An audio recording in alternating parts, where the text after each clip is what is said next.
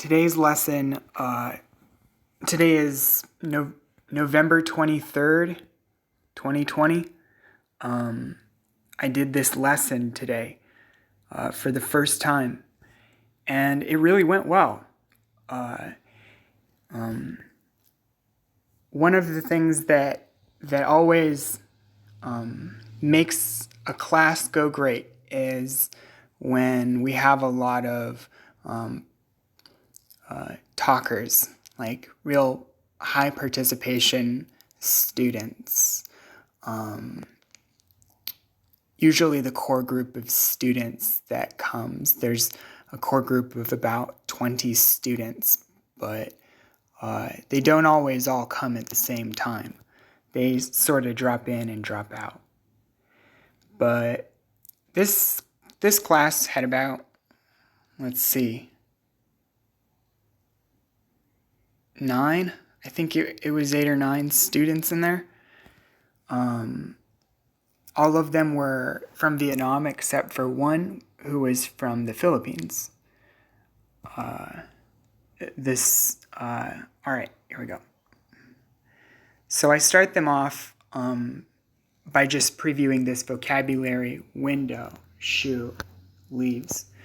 I say like something like it's the winter time. It's getting cold where I live. I have this big jacket. So how is the weather where you live? And I might cold call one student who I know will want to talk in front of everybody. And then I might also ask a follow-up question: what do you eat, or what do you like to eat on this kind of weathery day? I'll turn the page and just go ahead and read it myself. Have you heard someone say love is in the air? Why is the sky so romantic? And I think I'm going to reword this later, but I did want to use the word romantic because it is romanticized. It is written about. It is in movies and stories. And that's what you see in that song. I talk about the song in the last slide. But people romanticize like the sunset and the sunrise. And these things have symbolic meaning in our culture. And I just thought, I wonder why that is. And I'll turn the page, and this will usually get a laugh. I might even pick on a student by having them read it for us. I did that today. One student couldn't stop giggling, so I called her out, and I was like, "Can you read this? What does this say?" And it kind of got a laugh from her. She thought it was real funny. After that, I might give them the vocab: airplane, heart, maybe message. I'll click on, whoops. It's not going to let me, I don't think it'll let me listen to the audio right now. But it's just an airplane flying overhead, and I click on that. Maybe I'll click on that and just let it play in the background during the whole talk. But this is kind of like a casual slide. It's like I'm TV, basically, and I'm a talk show, and they can listen passively or just, they're not trying to get like any major learning objective or practice in. We're just like making an entertaining conversation about what we see and touching on some key vocab like airplane, writing, something like that. Maybe listen to the airplane audio. And then I'll probably say something like, to one of these students, I'll say, "Hey, I'm going to read this first, and then after that, can you read it after that?" And they'll say, "Yeah, okay." And I'll read. "You can write a message in the sky with airplane writing. You should think carefully about what you write, because everyone will read it." And I might go back here and remind them this is airplane writing. if you write something like this in the sky, then everyone will be able to see it. Everyone in the whole city. I cold called one student and said, "What city do you live in?" And she told me this city in Vietnam. I didn't know it, but probably everyone else did. And I asked her if it was a big city, if there were a lot of people. And then I asked her, so if your friend told you he has an airplane and he can do airplane writing, he said he will write something, he will write what you ask him to write in the sky. So I told her, what would you write in the sky? And I think everyone understood the question, and that was the end-all goal, like here on this slide, is make sure everyone understands the question. It's so critical for the small group discussion. And this one student actually answered it, in front of everyone, which was great also because it gives the other students the chance to hear the question in a dialogue in order to give it context and understand the meaning. So I broke them into small groups on this slide, and they discussed it pretty well. I dropped in to each of the small groups just to listen and see if they were talking, and they all were, surprisingly. When they came back, I had them When they came back, I had them tell me a little bit about what they were talking about in their group, and then I turned the slide to the next cycle. It's the same exact thing over again. A picture, like we had over here. A picture, a reading, a reflection, and discussion. So here is going to be the same thing here. A picture, a reading, a reflection, and discussion. So I show them this picture. I tell them kind of the synopsis of the story, but only the first half. I tell them there's this guy in this movie. It's a romantic comedy.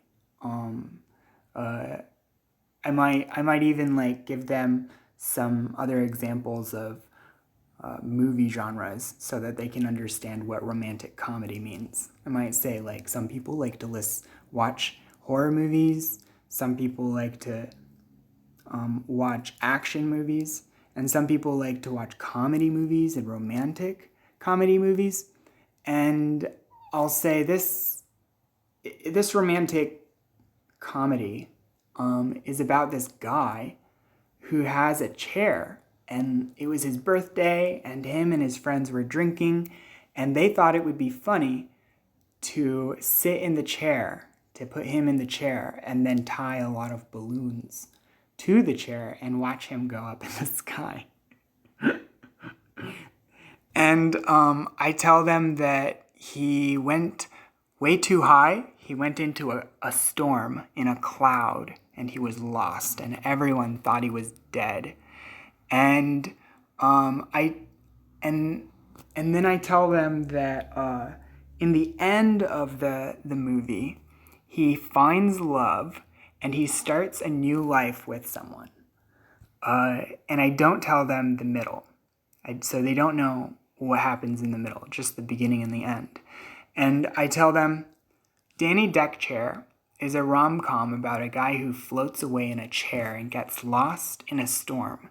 In the end, he finds love and starts a new life. I didn't click on it today, but this actually leads to the Wikipedia page for Danny Deckchair, the movie. And they can read a more in-depth synopsis there. So I asked them, what do you think happened in the middle of the story? How did they meet, right? How is this a romantic comedy? What is the story here? And they don't know it, but they know the middle and they know the beginning and the end. So I break them into small groups. I also touched on this. Just a comprehension check. Everyone knows this story. So I tell them the beginning, I tell them the end, and I say, what is the middle? And then I'll do the same thing here. Like, we know the beginning and we know the end. What is the middle? And I break them into small groups. We come back. I did something different today. I assigned speakers for each group. So while they were in group, I broadcasted a message and said, speaker number 1, and named one person from one of the groups as I was looking at it from the breakout room manager. And I typed in the name of one person from each group. And when they came back, I called on each of those people and said, what did your group talk about? I think I think it's a good idea, but it didn't feel like it worked today. I'm not sure if maybe there's a better way to do that or not, but boop. All right, at this point, it's like the end of class. And just as like a wind up, say goodbye, I clicked here, which links to John Paul Young's, it's a YouTube video of a song by John Paul Young called Love is in the Air. And it's a famous song, and you've probably heard it. And I play it a little bit for them, and I sing this. And what I should do is timestamp this YouTube video so it starts on this verse, because this verse is actually in the middle of the song. So I need to go back and do that. But I went ahead and sang it with them, and I sang it for them. I wanted them to sing it with me, but they didn't. I just kind of sang it by myself, but it was okay. Maybe another group, you know. Sometimes it's not the lesson, sometimes it's the group. So you know, one group of people will, you know, react in a totally different way than a different, you know, mix of people.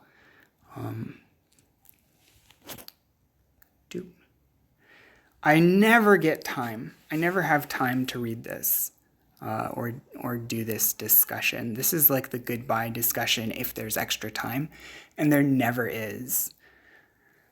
Not even once have I been able to really like hang out like for a long time and talk about this in the big group in the main room. But I keep putting this question on there at the end because who knows. All right.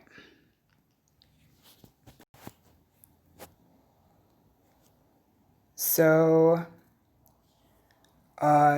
this is where you can find my blog. I have lots of lessons that are free to use. You can even download them as PPT or a PDF. I'll go ahead and show you. I have tons of courseware, which I've created myself, and it's free to use, free to download, free to screen share in browser. You can change it, you can improve it, you can build something new out of it. You can build something of your own that plugs into it. Yeah, it's a framework. It's something that you can build upon, not an end-all, be-all thing. So I've got tons. I've got like 65 lessons here. Love is in the air. I liked my most recent one, seaweed soup. Doop. I talked about seaweed soup and about how it helps the world.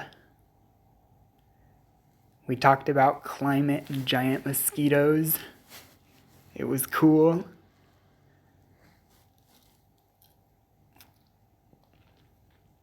Oh well, I'll end this video.